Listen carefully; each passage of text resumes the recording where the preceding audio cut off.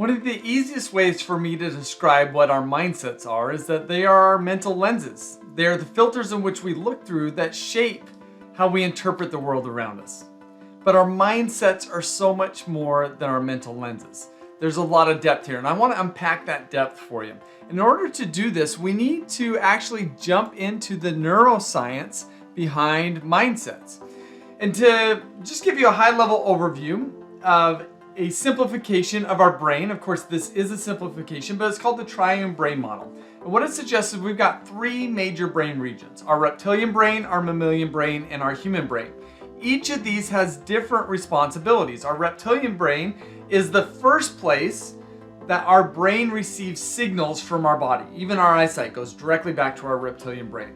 Once we take in that information, then we need to pass that on to our mammalian brain, which is in charge of our emotions and our feelings and our implicit memories.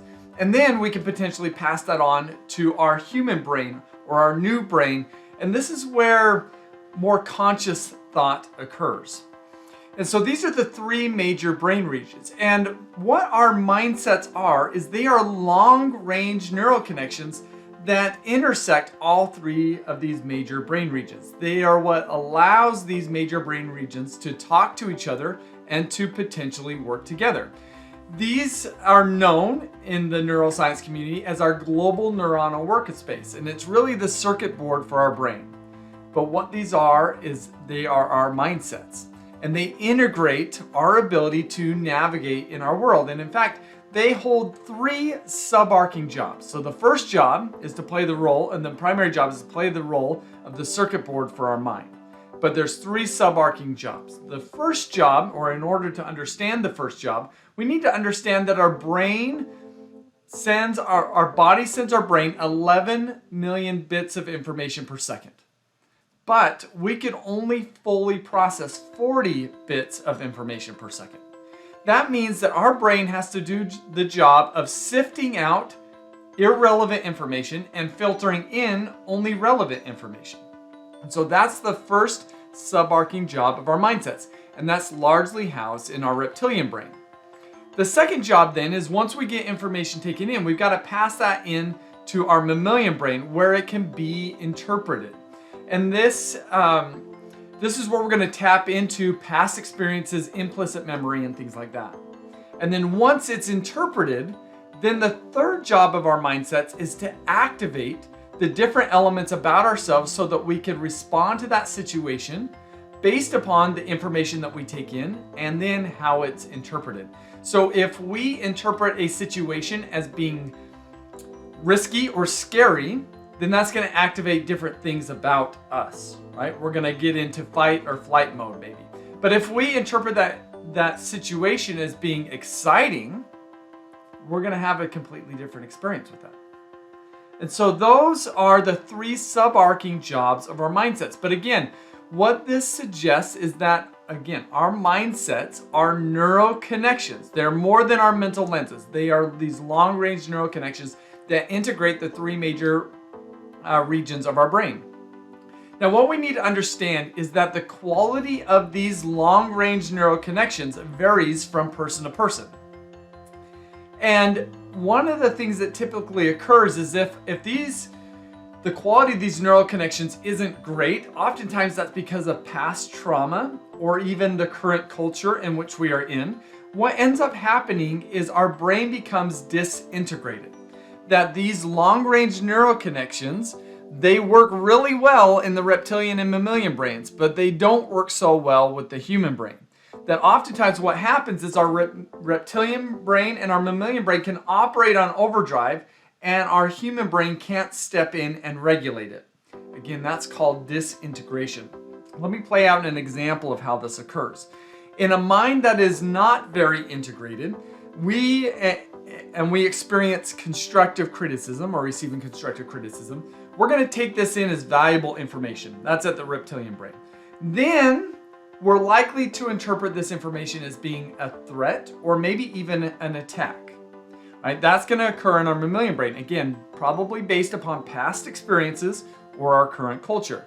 And then our natural reaction is going to be to get defensive and to shut that constructive criticism criticism down, even though it may be helpful for us, right? Because what's happening here is our reptilian brain and our mammalian brains are operating on overdrive, and our human brain isn't able to step in and regulate that. But when our mind is very integrated, similarly, we'll take this in as valuable information, but we're going to interpret it probably a little bit differently. That this information, this constructive criticism, can be beneficial for me to help me learn and grow. And then our natural reaction is not to get defensive, but to investigate. What is going on in this process is the human brain is able to step in and regulate the emotions or the hijacking of our reptilian and mammalian brains.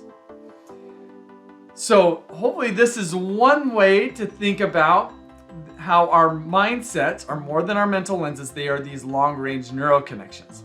But what we also need to understand is that we all have negative mindset neural connections and we all have positive mindset neural connections. Now, which one we rely upon is the one that is stronger. So if our negative mindset neural connections are stronger, that means they're going to fire more readily and they're going to fire more rapidly. That's going to be the default mode in which we process information.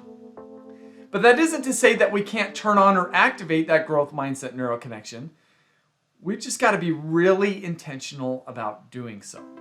And so what happens over time is we either are feeding a negative mindset neural connection or a growth mindset neural connection. And one of the two is going to become stronger than the other. And then that's going to influence how we process the world around us. So in the case of fixed and growth mindsets, when we have a fixed mindset and we approach a challenging situation, we're going to think, if I fail here, that means that I'm a failure. And then therefore, I'm going to avoid that challenge. But somebody with a growth mindset, when that information goes through that growth mindset neural connection, they're going to think, oh, challenging situation, this is great. This is an opportunity for me to learn. And I'm going to approach that challenge. And we could say the same thing about all four sets of mindsets. And the thing is, we're generally not conscious of this. I won't spend as much time on the closed and open, but you could see how we, based upon which neural connection we rely upon, it's going to activate different thinking and different behaviors. Both perspectives are justifiable given our interpretation. And what's happening with the negative mindset neural connections is that our brain is disintegrated, causing our reptilian and our mammalian brains to operate on overdrive. And our human brain isn't able to step in and regulate that. Another way of talking about this is that when we have more of the negative mindsets, what we've got more of a narrow window of tolerance. It's just easier for our brain to get hijacked and for us to get sent outside of our window of tolerance. So that's a deeper understanding of what mindsets are. Is they're more than just our mental lenses. They are these long-range neural connections in our mind that truly is the most foundational aspect for why we do what we do.